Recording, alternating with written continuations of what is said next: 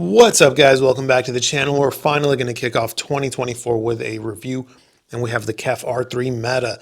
Now, you guys have been asking me about this speaker for a long time, before the Meta version existed, before it was even called the KEF R3, back when it was called the KEF R300, which is 3 generations or 2 generations back now, depending on how you look at it. About 4 years, people have been asking me about the speaker, so I'm happy to talk about it. I know a lot of people love it. I finally understand why. It's got a lot of winning combinations, and we're going to talk about it. Without further ado, let me throw those main specs on screen so you guys can check that out. We'll do this review the same way we always do. I'll tell you about some specs and standout features that I think are interesting. I'll tell you what the speakers sound like. I'll tell you how they compare to some other speakers in and around their price category, and then we'll wrap things up. Now, I still have not figured out a solution for the TV behind me. I used to display static images of the product. That was a LED TV. Now we have an OLED back here, and you cannot display static images on an OLED. So you're gonna have to enjoy the beautiful video of our universe behind me. I was gonna just rotate pictures of the product, but I did some test takes, and when I was watching it, it just seemed kind of distracting. I'd be curious what you guys think in the comments. Would you prefer I show just like maybe 5 to 10 pictures of the product rotating on that TV screen behind me, or this nice cosmic landscape? Let me know in the comments below. All right, back to the product. KEF R3 Meta. What are some standout features? First and foremost, the cabinetry, the build quality, the fit and finish. Oh my goodness. This is easily the finest speaker I've seen around $2,000 as far as fit, finish, cabinetry, build quality is concerned. You get this beautiful painted gloss. I mean, you don't see, there's no screw holes, there's no grill holes. I mean, everything is just so clean, nice, and buttoned up. Absolutely beautiful. And in white, they even made the bezels white. It gives it a really monolithic look. I thought that was really cool. They come in a few other colors. You got this gorgeous blue color. There's a wood finish, and then, of course, a gloss black. And they all look absolutely incredible. Aside from that, some other standout features. I'd rather just jump into the sound, honestly, because outside of the amazing build quality, I mean, you know, obviously you've got KEF's UniQ driver. You've all heard that spiel a million times. You know what I mean? How it's different, what it does with the imaging. I don't want this to be a rinse and repeat of a million other reviews you've seen where, you know, at the beginning they just highlight the UniQ driver. We all know it's awesome. It's awesome in the LS50 Meta. It's awesome in the R3 Meta. Let's jump into listening impressions. So, I used a slew of amplifiers. I used my Kinky Studio preamp and monoblock power amp combination. I used the Hagel H190. I used the Emotiva TA2. I even used RSL's little IA255 $100 amplifier. I used the Prima Luna Evo 100. I used the Choco Sound EME. I tested this bad boy thoroughly. Here's the cool thing. This speaker is not picky with what kind of amplification you connect to it. It's going to sound fantastic pretty much no matter what. And what is that fantastic? What is that sound signature? Well, let me build you a buyer profile first, and then I'll tell you what it sounds like. Let's say you've heard speakers like the Bucard S400 Mark II or the Dynaudio Evoke 20, and you're like, man, that was a great sound, a little too warm for my taste. You know, I want just, I want to pull back a little bit. So then you went and tried something like a Focal speaker, maybe a Aria 906. Maybe you listen to something by Bowers and Wilkins that was more analytical, more dynamic and things like that, more neutral, clarity focused. And you were like, ooh, that was really good. That gave me a lot of expansiveness and detail and resolution, and I love that, but a little bit too much. I'm looking for something that can do both, kind of split the difference. Here you go. That's what the KEF R3 Meta does, and I think that's why so many people love it. It took me a little bit of listening to finally wrap my mind around what was going on, because I was appreciating everything. I had no complaints. I liked everything I was hearing, but I was having a hard time understanding what was it that I liked, right? And what it was is it seems to blend these two camps of like analytical and detailed and resolving and warm and tonally rich together in a way that is not overdone in any one direction. And I really appreciate that, because Personally, I don't like it when a speaker is too warm, when it feels like you're inside of an acoustic guitar, for example. And likewise, I don't like it when a speaker is so analytical that the mid-range is so cold and dry. I'm not a fan of that either, right? The KEF R3 Meta in the top end is going to be a little bit more recessed than its little brother, the LS50 Meta. I'd call it mostly neutral in the treble region. We've got a good amount of resolution, a good amount of clarity, sparkle. It's all there, but never overdone. Easy on the ears, but still very resolving. Moving down to the mid-range, this is where it becomes very different than the LS50 Meta a lot of us know and love. The LS50 Meta mid-range is mostly neutral, not a lot going on, where the KEF R3 really starts to divert. It's a little bit warm, not a lot, just a little bit warm.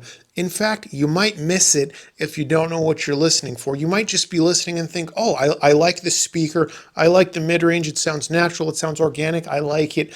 And you're not even going to realize it's slightly warm because you're going to be too busy enjoying what you're hearing. That's what I experienced. It took me switching from amp to amp and speaker to speaker to finally be like, dude, the mid-range is just a little bit on the warmer side of neutral. That's why it sounds so awesome, you know? And they didn't overdo it, thank God, right? So mid-range, fantastic, good tone, good texture, rich sounding, again, without being overdone, natural sounding, just fantastic mid-range. Good job, KEF, on the R3 Meta. Absolutely phenomenal mid-range. And mid-range is one of those things where, like, you've heard me say it in other videos where, a lot of times they'll be like, mid-range is neutral, mid-range neutral, not a lot going on, nothing to talk about, and I move on. And there's nothing wrong when I say that. That doesn't mean it's problematic, right? It definitely means there's nothing bad, right? But it also means there's nothing fantastic. And with the KEF R3 Meta, the mid-range is fantastic. It's very enjoyable. Moving down to the bass, this one really surprised me. I was not expecting this. This bad boy has a lot of bass, a strong amount of bass. And depending what amp I connected it to, a subwoofer was absolutely optional. I did not know the KEF R3 Meta was such a bass monster. I would put it up there along, perhaps not as much, but at least in the same category as something like a CSS Crichton 1 TDX, Bucart S400 Mark II, or Dynaudio Special 40. Those are all, really powerful bass speakers where a subwoofer is optional. And the KEF R3 Meta is no different in terms of extension, output, forcefulness, scale. Again, I was not expecting this. I've watched other reviews on the KEF R3 Meta. I have buddies that own the KEF R3 Meta. There's guys in my Discord that own the KEF R3 Meta, and no one has told me how good the bass was. This absolutely blew my socks off. Now, look, of course, when I say a subwoofer may be optional, it depends how you are. How much bass is enough? It's personal to everyone. While I did a lot of my listening impressions without a subwoofer, of course I did connect a subwoofer most of the time because I love bass. I don't care how good a speaker's bass is, I'm always going to want a little bit more, especially in those lower registers when we're listening to music like EDM, for example, that's going to dig down to 30 hertz. Most bookshelf speakers can't get that low, and even if they can, it's not going to be with the same sense of scale and authority that a dedicated subwoofer can have. Now, I tried a few different subwoofers with the KEF R3 Meta, and this is what I found. I actually do have KEF's Cube 12 subwoofer here, and I'll say this. It's a great sub, but I think the KEF R3 Meta is on a higher level than KEF's Cube 12 subwoofer. I think the R3 Meta is more deserving of KEF's higher end subwoofers like the KC62 if it's a dedicated music setup, or the KF92 if it's more of a theater rig. Those are both fantastic subwoofers. They do cost a little bit more than that Cube 12. The Cube 12 is good, don't get me wrong, but I think it's more in line for something like the LS50 Meta or KEF's Q range of speakers. Some other subwoofers I tried that I really liked were the Red Rel T9X. That was a fantastic pairing. And if I wanted to push things in a little bit of a warmer direction, the Rel Classic 98 that I have in for review was also a really nice pairing. I tried other subwoofers as well, and this is the cool thing about KEF speakers so far, at least in my experience. I reviewed the Q150 a long time ago. I've reviewed the KEF LS50 Meta and now the R3 Meta, and this is what I've learned. They're not picky with subwoofer pairing. You can pair just about any subwoofer, and it'll kind of shift to how it'll blend best with that, if you will. Like, say you like really heavy bass, you like that really strong, heavy tone, something like JL Audio, right? The KEF R3 Meta will sound great with that subwoofer. Let's say you're like, no, I hate that. I don't like that at all. I find it fatiguing. I'm like that. I love JL Audio. I own a JL Audio subwoofer, and it's a lot of fun and they sound beautiful. But after about 30 minutes to an hour, that heavy bass is just a little too fatiguing for me. So I prefer something like that Red Rel T9X, which is a little bit lighter with its tone, still very powerful sounding, still, a really good strong bass despite being so small, but it's a little bit easier on my ears. I can listen longer. And again, blends and integrates perfectly with the R3 Meta. So what I'm saying is this is choose the style of bass you want. If it's SQ, get yourself an SQ sub. If it's SPL, get yourself an SPL sub. If it's something more in the middle, KEF's got their own, KC62, which pretty much splits the difference. You got a lot of options. It's always going to sound good. So let's recap real quick. I've told you about the standout features, essentially just being the build quality is impeccable for this price point. I've told you what it sounds like. I've told you about all the different amplifier pairing options I did. Let me expand on those just a little bit, and then we'll get into comparisons. I'll tell you how it compares to a couple of speakers around this price. So using the Kinky Studio preamp and monoblock, that's my reference setup. Sounded phenomenal. Okay, sounded phenomenal. Stepping down to something more affordable, that's a $6,000 setup. Stepping down to something more affordable like the Choco Ime, which is $1,700, still phenomenal. Didn't feel like I lost anything. It changed tonally a little bit. That Choco amp is a little bit warmer. It's a little bit more rolled off in the top end than my Kinky Studio pre-power setup. And the R3 Meta still sounded absolutely fantastic. When I switched to the Prima Luna Evo 100, the R3 Metas still sounded fantastic, a little bit more holographic as you would expect.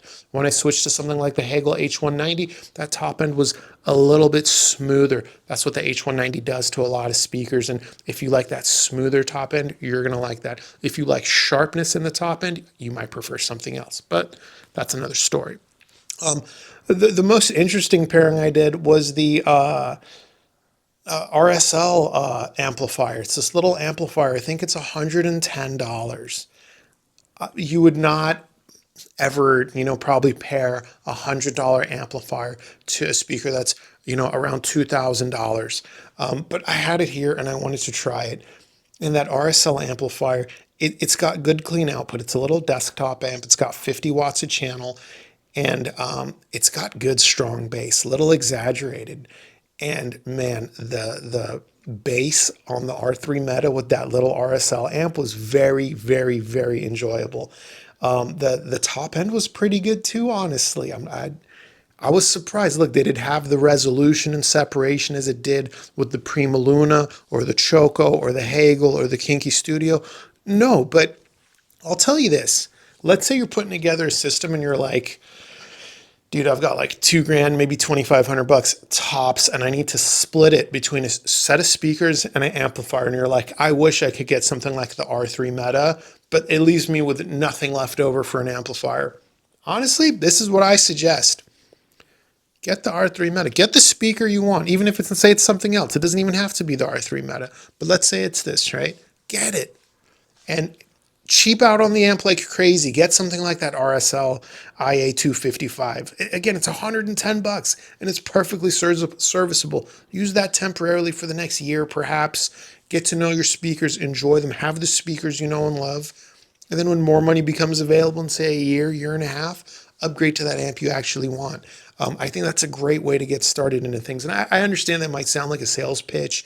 Like, he's just trying to get me to buy the KEF R3 Meta. Guys, I don't use affiliate links. I'm not paid by KEF or any other manufacturer to do this. I'm genuinely just sharing some thoughts I had that came to mind when I was listening to this combination. I was like, wow, this is really cool. Because I remember, look, I'll be honest. These days, I'm 40 years old. I'm single. I don't have children. I do fairly well for myself. I'm rarely on a budget when I'm looking for something. But for the bulk of my life, budget was really, really tight when buying things, especially audio. When I first got back into audio, it was only about 12 years ago now that I got back into it. My first setup, my max budget was $400. I did not have more than that to spend. So I still think of this hobby from a very budget mindset. A lot of times when I review gear, I think about who's buying it, what are their restrictions, what are some things or suggestions I can make to help cushion that, make that easier and things like that. And that's what kind of led me to that idea of, hey, get the speakers you want, get something like that RSL amp because it'll totally be serviceable for a while and you can upgrade later. I don't know. I know I probably rambled on that a little bit, but the guys that are on a budget, I just, that resonates with me. I relate to that. I was that guy for, again, like I said, the bulk of my life. In high school, I grew up on the famous Star from Carl's Jr. It was $1.09, and I handed that cashier $1.09 every day after school on my drive home. Anyway, enough about that. Let's get into some comparisons, right? I know you guys love those. Let's talk about the R3 Meta compared to one of my favorite, let's be honest, you all know, my favorite speaker around this price, the Bucard S400 Mark II. I love that speaker. It's one of my daily drivers. I've been using it for years, ever since it came out. Before it came out, I was using the original S400. I'm a big old Bucard S400 fanboy. Everybody knows this about me. How does it compare? Well, they're very different. They're totally different speakers. They're roughly the same price. The KEF R3 Meta cabinet is a little bit taller, so it is a little bit larger, but not a whole lot. Throw a picture on screen so you guys can see that physical size difference. I got to admit, the R3 Meta is built to a much higher standard than the Bucard S400 Mark II. Again, I love that speaker. I do. I recommend it all the time. But if build quality is a concern, look, there's nothing wrong with how the S400 Mark II is built. But the R3 Meta, I mean, it's really on another level. It really, truly is. Matter of fact, I'd love to see Bucard kind of step up. They're a bigger company now, and I think they can, give us a little bit of a higher quality fit and finish. But I digress. R3 Meta absolutely takes the win in fit, finish, and aesthetics and such. Moving on to the sound. The sound's fairly different on both speakers. The treble quantity on both speakers isn't too different. The KEF R3 Meta is just ever so slightly more refined. The Bucard S400 Mark II is fairly refined as well. I mean, it's one of my daily drivers. I absolutely love it. But when pushed to the absolute edge, when you start upgrading that amplification, the R3 Meta has just a little bit more in it in terms of ultimate resolution and refinement and things it can give to you. Moving down to the mid-range, both speakers are on the warmer side of neutral in that mid-range. The Bucard S400 Mark II is quite a bit warmer in the mid-range, a little bit thicker sounding, where the KEF R3 Meta is still warm in the mid-range, but not as warm, so it's a little bit more expansive sounding. Imaging is where the speakers are vastly different. The Bucard S400 Mark II images well, but it's more about that massively wraparound sound that gives you a hug. The sound stage of the Bucard S400, like, sound is coming from the front wall, whereas with the KEF R3 Meta, and I said the same thing about the LS50 Meta, I said the same thing about the Q150, there's something magical about their Q1 UniQ driver. It does this really cool thing with imaging that makes it so pinpoint and specific that really conveys a sense of distance, and it's, unless you've heard it, you might not know what I'm referring to, but it's really awesome and totally the opposite of the S400's imaging. I love the way they both image. I think they both image in an awesome way. It's just completely different. One's wrapping around you and giving you a hug, the S400. The other one is like laser precision and conveys a sense of depth and distance, which is really unique and special. As far as sound stage, depth, height, width, they're both fantastic there. I didn't discover anything that was notable as far as differences. Moving down to the bass, both speakers, very confident bass. Both speakers, a subwoofer may be optional depending on your listening habits in your room. The KEF R3 Meta, I will say this, if big output is a factor for you, I don't measure max output, but I would guess the KEF R3 Meta could probably play a little bit louder than the S400 Mark II can. So all in all, look, I love both speakers. The biggest difference really is going to be the S400 Mark II is on the warmer side, and then how differently they image, right? That's a big difference. So let's move over to the Dynaudio Evoke 20. I haven't reviewed that yet, but I will soon, I promise, guys. Evoke 20 and the KEF R3 Meta, again, around the same price, you know, or around that $2,000 territory.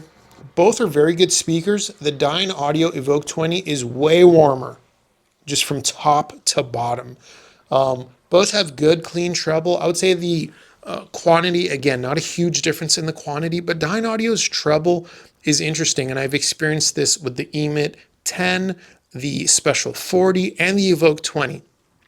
It's ever so slightly elevated, but the attack is very soft and it comes across as very smooth and warm, yet still very resolving. It's an interesting combination of sounds. But I digress. Both speakers have fantastic treble. I didn't have a complaint about either one. Moving down in the mid-range, they become very different because the R3 Meta is just a little bit warm. The Evoke is very warm. It's much thicker sounding in the mid-range. When we go down to the bass, that continues. There's a lot more bloom in the bass of the Evoke 20 because it's much warmer with its bass. Warmer bass generally could be a little bit slower, a little bit more, have a little bit more, I don't know how you would describe it. It's just, look, the warmer the bass sounds, the less speedy and tight it's going to sound, right? So if you like tighter, quicker, more articulate bass, that's going to be the R3 Meta. You like bass with a lot of bloom, that's going to be more the Evoke 20. Both speakers were really good. Both speakers had really nice cabinets, so I don't have a complaint about either one. But yeah, if you want all the way warm, that's going to be the Evoke 20. If you want that more balance, then that's the R3 Meta. Because again, it's the reason I think it's so universally loved is that top end that is resolving, clean and clear. And I'd say that like the top end's not warm. It's just really, really good. That mid-range, that's just a little bit warm. Just enough to give you a little bit of tonal richness, yet still open, expansive, and clear and natural sounding. That bass that is just very strong without being overdone, right? I don't like my speakers to have too much bloom in the bass region. That might surprise some of you guys considering how much I love the S400 Mark II. I wouldn't mind if the S400 Mark II's bass was just a little bit tighter though. Anyway, that's it, guys.